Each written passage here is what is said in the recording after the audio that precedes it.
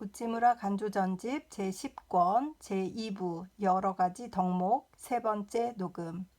잠깐 기도드리고 리딩하겠습니다. 사랑이 많으신 하나님 아버지의 은혜를 진심으로 감사드립니다. 하나님 아버지, 오늘 허락하신 노동의 시간을 잘 보내고 열심히 일하고 또 이렇게 돌아와서 풀린 말씀방에 앉아서 귀하신 우찌무라 간조 선생님 책 읽습니다. 귀하고 귀하신 이 책의 내용이 혼자 가지기에 너무 아까워서 쉐어하고 싶어서 리딩해서 유튜브에 올리고 있습니다. 우리를 선전해 주는 것은 우리를 사랑하는 친구들이다 라고 셰익스피어가 말씀하신 것처럼 주님을 사랑하는 자들이 이 리딩의 은혜를 입고 리딩을 선전해 주기를 기도합니다. 이것을 위해서 저는 기도만 합니다. 녹음합니다. 그것이 다입니다. 나머지는 주님의 도움으로, 우리 하나님의 인도하심으로 들어야 될 자들이 듣는 것입니다. 어떤 분들이 어떻게 들을지 몰라도 같은 은혜 받을 수 있도록 인도하여 주시옵소서. 감사드리며 고마우신 우리 주 그리스도 예수님 이름 받들어 기도드립니다. 아멘. 오늘은 복종부터 시작합니다. 반항과 복종. 반항 또 반항. 자각이라고 말하고 해방이라고 말하고 개조라고 말한다. 모두가 권위에 대한 반항일 것이다. 근대인은 반항하지 않으면 위대하지 않다고 생각하고 위인은 곧 반항하는 사람이라고 믿는다. 그러나 반항은 결코 위대한 것이 아니다. 위대한 것은 복종이다. 위력에 굴복하는 것이 아니라 스스로 나아가서 정당한 권위에 복종함으로써 사람은 비로소 자기를 발견하고 인생의 위대함과 존귀함을 아는 것이다. 악마가 누구인가? 하나님의 반역자이며 반항자이다. 그리스도가 누구인가? 하나님의 종이요 모범적인 복종자다. 그는 자기를 낮추어 죽기까지 복종하였으니 곧 십자가에서 죽으셨음이라. 그러므로 하나님께서는 그를 높이 올리셔서 모든 이름 위에 뛰어난 이름을 주시어 빌립보서 2장 8절에서 9절라고 말한다. 니체처럼 반항하여 하나님을 이기고 하나님 이상이 되려는 것이 아니다. 하나님께 복종하여 하나님의 아들이 되는 것이다. 크리스천은 근대인과 전혀 달라서 자각과 해방과 개조를 복종해서 찾고 반항으로 얻으려고 하지 않는다. 반항은 악마에 대해서 많이 행할 것이다. 야고보서 4장 7절. 하나님과 하나님이 정하신 권위에 대해서는 오직 복종이 있을 뿐이다. 1921년 7월 성서지 연구. 용기, 기독교인의 용기. 사랑을 가르치고 자비를 권유하고 용서를 강요하는 기독교는 용기에 대해서는 별로 많이 이야기하지 않습니다. 물론 성서의 어떤 곳에서는 마음을 강하게 가지고 용감하라 라든지 너희는 용감하라 라든가 하는 말이 기록되어 있고 또 여호수아, 기드온, 삼손, 다윗 등의 기사를 기재하여 독자의 용기를 격려하고 있기는 하지만 그러나 성서의 기사 전체로 보면 성서는 태평기나 수호전처럼 특히 용기나 호탕한 기풍을 격려하기 위해서 쓰여진 책이 아닌 것을 잘 알 수 있습니다. 성서가 우리에게 제공하는 이상적인 인물 가운데는 우리들이 어린 시절부터 용감한 사람의 모범으로서 바라보던 그런 인물은 성서에서 발견할 수 없습니다. 성서적 인물은 대체로 온화한 인물입니다. 피를 싫어하는 인물입니다. 어느 편인가 하면 오히려 겁쟁이 인물입니다. 아브라함과 같은 사람도 때로는 집안의 부하 318명을 인솔하여 아람 왕의 침략군을 추격한 일도 있었지만 그러나 그의 일생은 평화로워서 그에 관한 주된 기사는 그의 아내와 아들에 관한 기사입니다. 그의 아들 이삭 같은 사람은 전적으로 가정적인 인물로서 그는 양순한 남편이었다는 것 외에는 그에 대해서 이야기할 아무것도 없습니다. 이삭에게 두 아들이 있었는데 큰아들인 에서는 용감한 사나이였고 둘째인 야곱은 극히 내성적인 인물이었습니다만 하나님의 선택은 연약한 야곱에게로 내려져서 에서는 드디어 그의 가장권도 빼앗겼다는 것입니다. 다음에 온 요셉은 평화시대의 정치가로서 그는 한 번도 창을 들고 전쟁에 나가보지 못한 사람입니다. 하나님의 사람인 모세도 같습니다. 그는 많은 전쟁을 목격했지만 그러나 스스로 손을 써서 원수를 죽인 일은 한 번도 없습니다. 그가 청년이었을 적에 그의 동포를 구하기 위해서 이집트 사람을 실수해서 죽인 일 밖에는 그 외에도 삼손과 같은 장사도 아내인 들릴라의 사랑에 끌려서 원수에게 포로가 된 사람이었습니다. 예언자 예레미야는 눈물의 사람으로서 그는 동족이 박해하자 고통에 견딜 수 없어서 몇 번이고 비명을 올린 사람입니다. 욥은 인내의 용사여서 그의 용기라는 것은 원수에게 이기는 용기가 아니라 자기 자신을 잘 극복하고 드디어는 하나님의 구원을 받은 용기였습니다. 솔로몬 왕이 칭찬한 사람은 원수의 요새를 공격하는 용기를 구비한 인물이 아니라 자기 마음을 잘 다스릴 줄 아는 인물이었습니다. 이제 구약시대를 떠나서 신약시대로 들어가면 이것을 더 한층 명백히 알 수 있습니다. 인류의 모범적 생애로서 우리들에게 주어진 하나님의 아들 예수 그리스도의 생애는 절대로 우리들 일본 사람이 말하는 용감한 생애가 아니었습니다. 그는 무사의 집에 태어난 것이 아니라 목수의 집에서 태어났습니다. 그러므로 적개심이라든가 복수심 같은 것은 그의 어린 마음에 한 번도 주입된 적이 없었으리라고 생각합니다. 그는 친구의 죽음을 듣고는 울고 아녀자를 친구로 삼아 그 집의 손님이 되기를 즐겨하고 조용한 곳에 혼자 있기를 좋아하고 될 수 있는 대로 시끄러운 곳을 피했습니다. 그는 원수의 손에 넘겨지기 전날 밤 겟세마네 동산에 들어가서 우셨습니다. 그리고 그의 임종은 결코 용감한 사람의 것이 아니었습니다. 나의 하나님, 나의 하나님, 어찌하여 저를 버리시나이까. 이것은 결코 용감한 사람의 임종시의 말이라고 생각할 수는 없습니다. 만일 단순하게 용기에 관해서만 말한다면 스데반의 죽음은 그리스도의 죽음보다 더 용감한 죽음이라고 생각합니다. 나는 이미 선한 싸움을 싸웠다는 한마디를 남기고 고요히 죽은 사도 바울의 죽음은 그리스도의 죽음보다 더 나은 임종이 아니었는가 하고 생각합니다.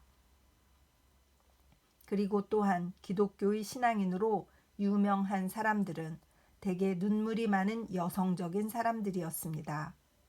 이탈리아의 혁명가 사보나롤라가 고문에 못 이겨 그의 주장을 취소할 것을 승낙한 일이라든가 영국의 감독 리뜨레가 화형을 당하게 되자 그의 신앙을 굽힌 일이나 또 크로멜이 그의 사랑하는 아들을 잃고서 가슴을 칼로 찔린 것 같다고 그의 친구에게 그의 고민을 이야기한 일이나 리빙스턴이 그의 아내인 마리아를 잃었을 때 다른 사람들이 많이 있는데도 불구하고 큰 소리로 어린아이와 같이 울었던 일이나 에머스트 대학의 전 학장인 실리 선생이 의사에게 설교를 금지당했을 때 어이없는 실망의 소리를 내며 낙담한 일 같은 것은 모두 기독교인들이 정에 약한 사람들인 것을 나타내는 사실로서 우리들은 이것을 듣고 동정과 이해의 눈물을 머금는 동시에 이분들을 동양적 영웅의 표준과 비교해 보면 용감한 사람이라고 평하기는 어렵습니다. 기독교는 남에게 얻어맞아도 그를 때리지 않습니다. 그래서 세상 사람들은 그를 겁쟁이라고 합니다. 기독교인은 남에게서 비방을 받아도 입을 다물고 침묵합니다. 그래서 사람들은 그를 용기가 없다고 말합니다. 기독교인은 처자를 사랑합니다. 그래서 사람들은 그를 나약하다고 합니다. 기독교인은 또 눈물을 흘리는 것을 부끄러워하지 않습니다. 그래서 사람들은 그를 계집애 같다고 합니다. 기독교인은 피를 보고 무서워합니다. 그래서 사람들은 그더러 남자답지 못하다고 합니다. 그는 또한 생명을 귀중히 생각하여 죽음을 두려워합니다. 그래서 사람들은 그를 비겁자라고 합니다. 온유하고 사랑하는 마음이 깊고 평화를 사랑하는 기독교인은 절대로 세상적인 용맹자라고 간주할 사람이 못 됩니다. 그렇다면 기독교인에게는 용기가 없는가 하면 결코 그렇지는 않습니다. 기독교인에게는 기독교인의 용기가 있습니다. 이것은 세상 사람들이 모르는 용기입니다. 이것은 눈물이 없는 용기가 아닙니다. 이것은 정을 죽임으로 오는 용기가 아닙니다. 이것은 눈의 고통을 인정하지 않는 소경의 용기가 아닙니다. 이것은 또한 지각을 잃는 히스테리성 용기가 아닙니다. 세상이 기독교인의 고통의 깊이와 넓이를 모르듯이 그 용기의 강함과 높이를 깨닫지 못합니다. 기독교인은 세상 사람들이 이길 수 없는 원수에게 이기려고 하는 사람들입니다. 우리 기독교인의 원수는 러시아인도 아니요, 영국인도 아니요, 또 독일인도 아닙니다. 우리들의 원수는 우리 자신입니다. 노하기를 더디하는 자는 용사보다 낫고 자기의 마음을 다스리는 자는 성을 빼앗는 자보다 나으니라는 말은 솔로몬의 잠언 16장 32절에 기록되어 있는 말로 우리들은 우리들의 마음을 다스리는 것을 제일 중요한 일로 삼고 있는 사람입니다. 알렉산더는 세계 제1의 용장이라고 세상의 칭찬을 받는 사람입니다.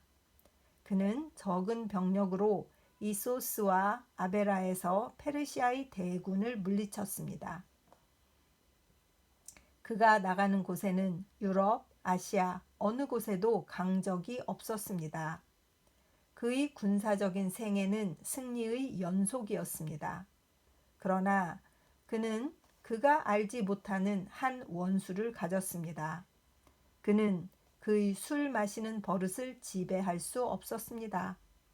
페르시아의 대군을 쉽게 섬멸한 알렉산더는 술 때문에 바벨론 옛 도성에서 33세를 일기로 극히 가엾은 최후를 마쳤습니다. 군인의 눈으로 보면 알렉산더는 용기 있는 사람일는지 모릅니다만 우리 기독교인의 눈으로 보면 그는 비겁한 사람입니다. 그리고 우리가 보기에는 세상에는 크고 작은 알렉산더가 많이 있다고 생각합니다.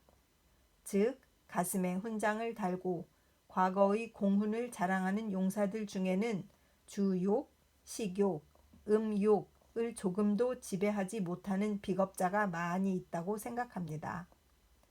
아산, 평양 또는 여순, 개평에서 적을 몰살하는 것은 비교적 쉬운 일이었다고 생각합니다. 그러나 이 욕의 한 소대가 가슴속의 성벽을 습격할 때에 이것을 잘 물리칠 수 있는 장군은 매우 적다고 생각합니다. 기독교인에게 용기가 없는 것이 아닙니다. 그는 더욱 강한 적에게 용기를 사용하는 것입니다. 시인 쉴러는 말했습니다. 혼자 설 때에 강한 사람이 진정한 용사다라고. 많은 사람들과 함께 설 때는 비겁한 사람도 용감해집니다. 이른바 에스프리 데 코프라고 해서 세상에는 군대적 용기라고 부를 것이 있습니다. 이것은 직공이나 인부나 또 오늘날에는 잡지 기자나 재판관까지도 동맹 파업을 할 때에 나타나는 용기입니다. 즉, 혼자서는 극히 겁쟁이인 사람도 7, 8명이나 수백 명이 무리를 만들어서 행동할 때는 어떤 비신사적인 행위라도 할 수 있는 용기입니다. 그리고 그 단합 일치의 힘이 강하고 용맹스럽기 때문에 세상은 그들 동맹 파업자를 용감한 사람으로 봅니다. 그러나 그들은 용감한 사람이 아닙니다. 그들은 비겁자입니다. 그들은 혼자서는 극히 겁쟁이입니다. 처음 고용주에게 찾아와서 의식을 위해서 직장을 원했을 때에는 그는 머리를 숙이고 꼬리를 흔들며 그의 연민을 바랬던 사람입니다. 그는 도저히 혼자 설 수 없는 사람입니다. 그러므로 그는 처음에는 그의 고용주에게 의뢰하고 지금은 그의 동료들을 의지하는 사람입니다. 하나님을 의지하지 못하고 자기 자신을 의지하지 못하고 그래서 고용주가 아니면 동료를 의지하는 사람입니다. 용감한 사람은 홀로 섰을 때에 강합니다. 천하를 적으로 삼고 혼자 그의 신앙으로 서야 할 때 진정한 용기가 나타나는 것입니다. 온 세상이 저편에 서도 내가 홀로 이 편에 설 때 우리들의 용기의 유무가 시험되는 것입니다. 군대적인 용기는 그 진위를 판별하기 어려운 용기입니다. 진정한 용기는 개인적인 것입니다. 그리고 그리스도의 용기는 개인적인 것이었습니다. 그리스도가 우리들에게 주시는 용기도 개인적인 것입니다. 우리 동포에게 애국심을 말할 필요는 없습니다. 우리는 외국인 속에서 애국을 말하기 힘들 때 그 말을 해야 합니다. 교회 안에서 목사나 신도에게 신앙을 고백할 필요는 없습니다. 불신자 속에서의 신앙 고백은 많은 조롱과 모멸로 받아들여질 때에 고백해야 합니다. 빌라도가 예수에게 내가 유대인의 왕이냐? 예수께서는 내 말대로다 하고 대답하였다. 이것이 진정한 용기입니다. 네 말대로다. 그렇다. 예스. 그리스도의 이 한마디에 알렉산더도 시저도 나폴레옹도 가질 수 없었던 용기가 있었습니다. 기독교인의 용기는 자기 자신에게 있는 용기가 아닙니다. 그는 자신의 힘은 모두 부정하고 없앤 사람입니다. 그는 주머니 속이 무일 뿐만 아니라 또한 마음속은 무능력한 사람입니다. 몸을 그의 구세주와 함께 십자가에 못 박았으니 그를 의지할 세력이라고는 하나도 없습니다. 세상에 사실은 기독교인처럼 약한 사람이 없습니다. 그리스도 자신이 샤론의 장미처럼 연약한 것 같이 그를 믿는 우리도 길가의 할미꽃이나 린들레처럼 약한 존재입니다. 기독교인을 괴롭히는 것만큼 쉬운 일은 없습니다. 그는 결코 저항하지 않습니다. 그는 미소로써 분노를 대응하는 것뿐입니다. 그를 때려보십시오. 그는 때린 사람을 위해서 하늘의 축복을 빕니다. 그를 나쁜 사람인 것처럼 글을 써보십시오. 그는 그 사람의 약점을 아무리 알고 있어도 그것을 세상에 공개하거나 원한을 원한으로 갚지 않습니다. 기독교인을 공격하는 것만큼 안전한 일이 없습니다. 그래서 세상의 겁쟁이들은 그를 괴롭히고 자기의 용기를 과시합니다. 그러나 기독교인이 이렇게도 무능하게 된 것은 전능하신 하나님이 그에게 임재하시기 때문입니다. 즉, 그의 약함으로 하나님의 강하심이 나타나기 위해서입니다. 그의 어리석음으로 하나님의 지혜가 나타나기 위해서입니다. 그래서 바울은 말했습니다. 나는 약할 때 강하다 라고. 또 하나님은 지혜로운 사람을 부끄럽게 하려고 세상의 어리석은 사람을 택하시고 강한 사람을 부끄럽게 하려고 세상의 약한 사람을 택하셨다고. 우리들에게 내 뜻, 내 힘이 있는 동안은 우리들은 하나님의 완전한 그릇이 될 수 없습니다. 그러므로 하나님은 많은 환난을 우리에게 내리셔서 우리로 하여금 연약하여 의지할 데가 없는 존재로 만드시는 것입니다. 기독교인은 약하지 않으면 안 되는 존재입니다. 아직 자랑할 힘이 있는 사람이 기독교인이 된다는 것은 극히 어려운 일입니다. 그러나 이렇게도 연약한 우리의 마음에 하나님의 성령이 오실 때에는 우리는 우리 이상, 아니 인간 이상의 존재가 됩니다. 의지할 힘이 없는 우리는 다른 두려운 것이 하나도 없게 됩니다. 우리는 스스로 자신의 용기에 감탄하게 됩니다. 이것은 확실히 우리 자신의 용기가 아니라 우리 밖의, 즉 하늘로부터 오는 용기여야 합니다. 우리는 어떤 때 바울과 같은 사람이 어떻게 로마 제국 전체를 상대로 홀로 서서 그의 이상한 신앙을 말했을까 하고 생각하며 놀라지만, 그러나 자신이 이 초자연적인 능력을 접촉해 보고서는 우리는 바울의 이야기를 듣고도 결코 놀라지 않습니다. 또 루터가 당시의 정권, 교권을 적으로 하고 어떻게 홀로 신앙 자유를 주장했는가 하고 생각하며 이상히 여깁니다만, 그러나 자신이 성령의 강림을 만나자 그것은 나도 말할 수 있는 일이라고 생각하게 됩니다. 바울이 어쨌다, 루터가 어쨌다 하고 말하니까 아주 어려운 일인 것 같이 생각되지만, 그러나 전능하신 하나님이 그들을 통하여 역사하셨다는 것을 알면 결코 이상하지 않습니다. 세상에 초자연적, 초인간적인 대사업이 행해진 것은 모두 하나님이 사람을 통하여 하신 일이기 때문입니다. 이것을 모르고 자꾸만 대영웅이 세상에 나타나기를 기다리는 것은 어리석기 짝이 없습니다. 가장 크신 영웅은 하나님 자신입니다. 그리고 우리는 자기 자신에 죽어서 하나님이 역사하시는 역사를 이 몸으로 성취할 수가 있는 것입니다. 루터는 말하기를 만일 우리 힘을 의지하면 우리는 당장 패할 것이다. 그러나 한 거룩한 이가 우리를 위해서 싸우신다. 그가 누구인가고 묻는가? 예수 그리스도 그분이시다. 여호와 하나님밖에 하나님이 없으며 그가 우리와 함께 싸우신다 라고 했다. 괄호 열고 중에서 괄호 닫고. 만일 우리 자신이 이 사회를 개선해야 한다면 우리는 실망하지 않을 수 없습니다. 우리는 자기 자신조차 개선하지 못하는 존재입니다. 어찌 남을 개선하겠습니까? 더욱이 4천만의 동포를. 우리가 주야로 이 일만을 위하여 노력해 아무것도 못하는 것은 우리들이 자기 자신의 한계를 가진 능력을 의지하여 무슨 일이든 해보려고 초조해 하기 때문입니다.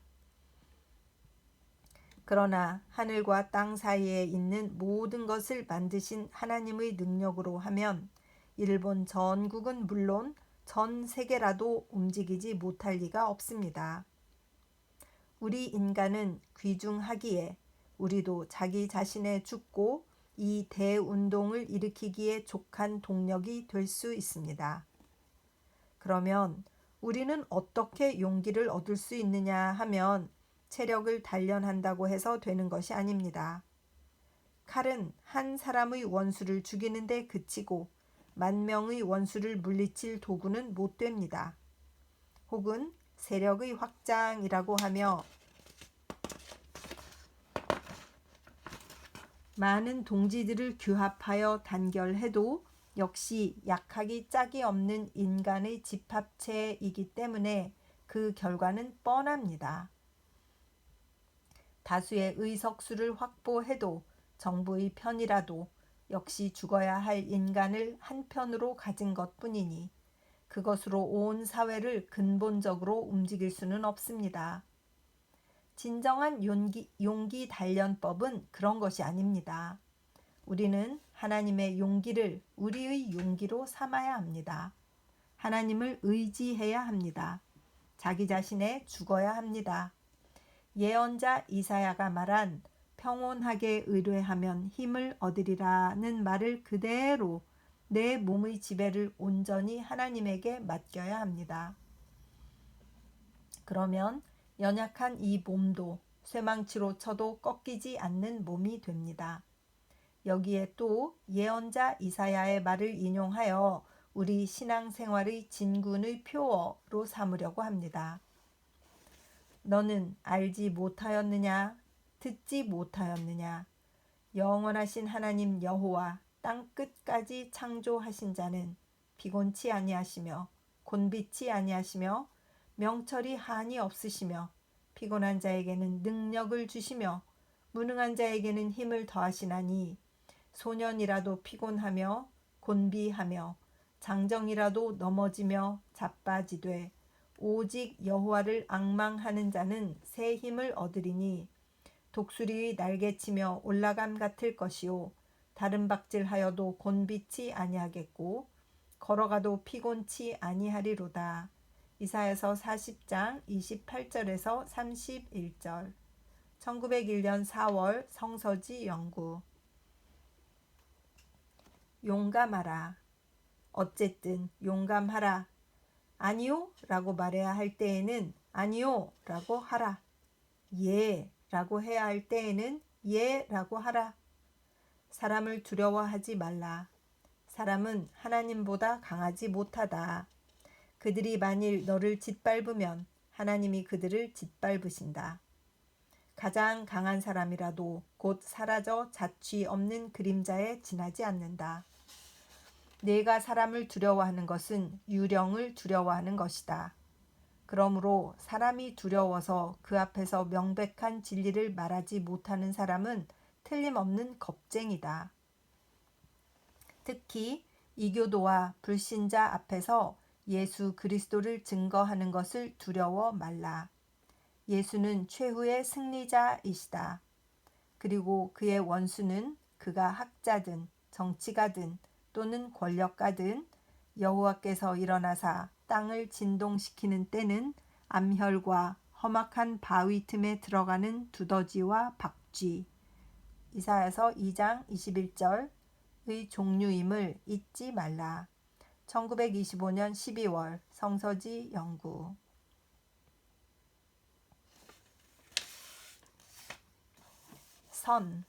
선악의 대소.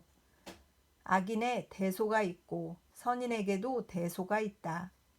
작은 악인은 악인이기 때문에 악인으로서 세상에 인정받는 사람이다. 큰 악인은 악인인데도 선인으로서 이 세상과 교회에 인정받는 사람이다. 그와 같이 작은 선인은 선인이기 때문에 선인으로서 세상에 인정받는 사람이다. 큰 선인은 선인이기 때문에 이 세상과 교회의 악인으로서 인정받는 사람이다. 그리고 우리의 주 예수 그리스도가 제4종의 사람이며 그 모범이 되신 것은 말하지 않아도 명백하다.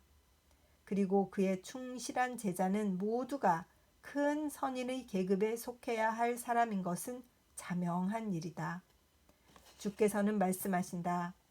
제자가 그 선생 같고 종이 그 상전 같으면 좋가도다.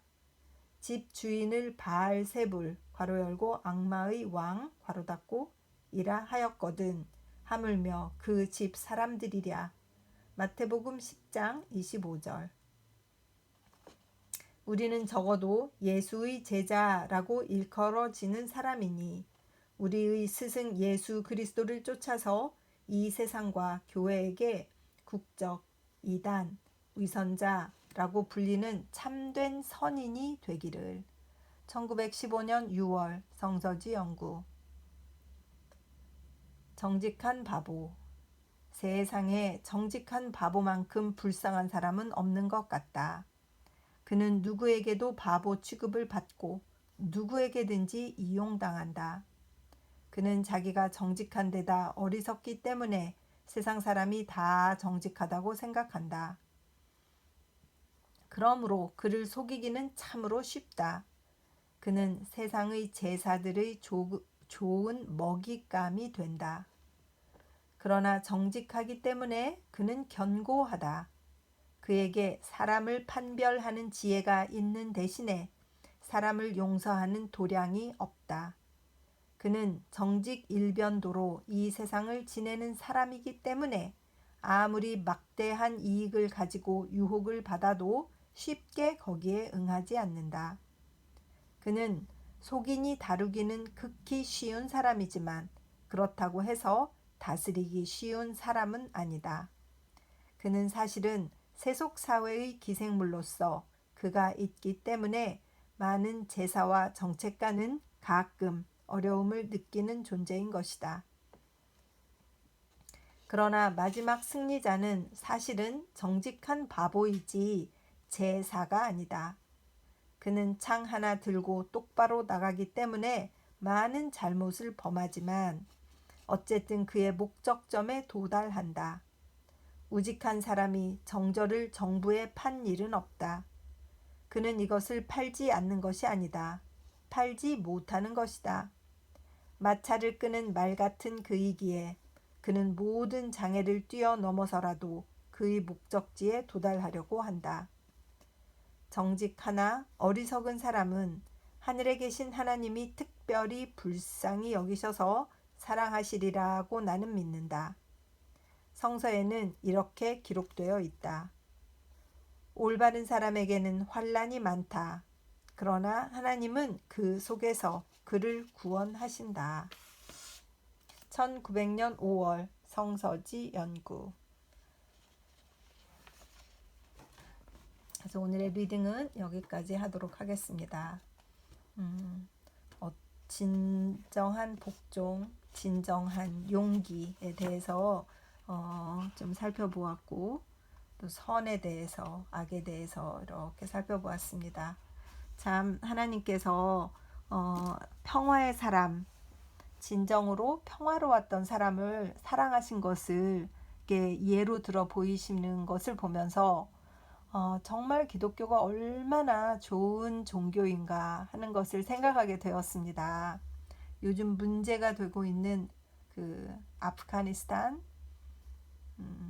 이슬람교, 그들은 이렇게 사람을 죽이는 것을 또는 여성들을 압제하는 것을 그리 두렵게 생각하지 않잖아요. 그런데 하나님이 사랑하신 사람들은 자기 아내를 사랑하고 여성을 사랑하고 약한 자들을 소중히 여기는 그런 좋은 착한 마음을 가진 사람들이었다 하는 것을 생각할 때 용기 있는 사람을 추앙한 알라의 그런 꾸란이라든가 그건 비교할 수 없는 정말 어드밴스된 그런 신앙이, 그런 종교가 바로 기독교다 이런 생각이 들고, 기독교에서 우리가 가장 높이 평가하는 게 사랑이잖아요. 그 어떤 것도 사랑이라는 것으로 이렇게 그 신앙의 목적을 삼은 종교가 과연 얼마나 있겠는가 이런 생각이 듭니다. 좀 무서운 이야기지만 그 영화 트로이를 보셨나요? 몇 년 전에 굉장히 히트를 친 영화였죠. 저희가 이번에 캠프 갔을 때 우리 자매님하고 같이 그 트로이에 대해서 이렇게 얘기도 하고 그랬는데 그 트로이에 그 왕으로 나오는 분이 하는 대사에 그런 말이 있어요. 자기가 땅 때문에도 싸움을 하고 또 자기의 용기, courageous 한 거죠. 자기가 얼마나 용감한가 그런 것 때문에 전쟁을 하고 또는 의리, friendship 뭐 이런 것 때문에 전쟁을 했지만 만약에 사랑을 위해서 하는 전쟁이라면 한번 해볼만 하지 않겠나라고 생각이 든다라고 그 영화의 대사인데 자기 아들이 그 헬레나를 데리고 메넬라우스에게서 도망왔을 때 트로이 왕이 자기 작은 아들에게 넌 정말 사랑에 빠졌구나. 넌 정말 그 여자를 사랑하는구나. 이렇게 얘기하면서 네가 그렇게 소중하게 생각하는 사랑이라면 나는 기꺼이 너를 위해서 전쟁을 하겠다라고 이렇게 하는 그 대목이 있어요. 그 여기에 지금 비교할 것은 아닙니다만 저는 그 대사가 굉장히 좋았어요. 그리고 또 그 헥터가 자기 군사들을 막 이렇게 격려할 때 그렇게 얘기하죠. 자기는 세 가지를 목적으로 삼아서 살았다. 첫째는 너의 나라를 사랑해라. 그 다음에 너의 신을 사랑해라. 그리고 너의 아내를 사랑하라. 그 세 가지를 믿고 자기는 살았다. 그러니 자기 사랑하는 여자가 살고 있는 우리의 사랑하는 어머니의 자기 나라를 어머니라고 하죠. 자기 마더라고. 그래서 우리가 사랑하는 트로이를 위해서 싸우자 이렇게 얘기하는 장면이 있어요. 굉장히 제가 마음에 들었었어요. 그 헥터를 굉장히 좋아했는데 저는 아킬레스보다 그 헥터를 영화에서는 훨씬 더 좋아했던 것 같습니다. 용기를 내야 할 때 무엇을 위해서 용기를 내는가? 또 어떤 사람들이 비겁한가? 정말 뒤에서 수군대는 사람들 정말 비겁하지 않습니까? 많이 경험들 하시죠. 저도 많이 경험합니다. 차라리 앞에 와서 내가 하는 일이 싫다. 나는 네가 이렇게 좀 고쳐주면 어떨까 싶다. 그러면 설명을 할 수도 있고 받아들일 수도 있고 거절할 수도 있는데 그런 어떠한 기회도 주지 않고 뒤에서 수군수군 하는 거. 그 비겁함을 경험하고 나면 그 사람들에 대해서 굉장히 이렇게 신뢰를 하지 못하는 그런 증상이 생기는 것 같아요. 그래서 진정한 크리스찬들은 이런 용기가 있는 사람들, 자기가 할 말을 하고 상대방에게 제안을 하는 사람, 윗사람에게도 찾아가서 얘기할 수 있는 사람, 또 자기가 혼자 있을 때 강한 사람. 그래서 저도 정말 혼자 있을 때 강하고 싶습니다. 그래서 이러한 것들을 생각하면서 오늘의 리딩을 하였습니다. 저와 같은 생각을 하실지 않으실지는 모르겠으나 오늘 리딩을 통하여서 진정한 크리스찬으로서 스스로 혼자 있을 때 강하신 여러분들이 되시기를 축복하고 기도드립니다. 함께 기도하겠습니다. 고마우신 우리 주 예수님의 사랑을 생각할 때마다 감사를 드립니다. 하나님 아버지, 우리 예수 그리스도께서는 그 당시에 정권을 가졌던 본디오 빌라도에게 당당하게 맞서서 네가 말한 그대로다. 내가 이스라엘의 왕이다. 라고 당당하게 말씀하셨습니다. 빌라도가 몹시 당황해서 어찌해야 될지 몰랐을 때 그는 예수님을 풀어주려고 애쓰는 장면을 볼 수 있습니다. 그러나 그는 비겁했기 때문에 군중들의 성화에 못 이겨서 예수님을 내주는 또 잘못을 저지르기도 합니다. 우리가 어떤 사람이 돼야 될 것인가? 혼자 있을 때 강한 사람, 내게 하나님이 계시기 때문에 내게 예수 그리스도가 있기 때문에 강한 사람으로 살아갈 수 있도록 인도하여 주시옵시고 불의에 비굴하게 비겁하게 타협하지 않고 그러나 부드럽게 가족을 사랑하며 눈물을 흘리며 사랑을 위해서 모든 것을 바칠 수 있는 그런 귀한 사람들, 귀한 성도들 될 수 있도록 주님 인도하여 주시옵소서. 감사드리며 고마우신 우리 주 그리스도 예수님 이름 받들어 기도드렸사옵나이다. 아멘. 사랑하고 축복합니다.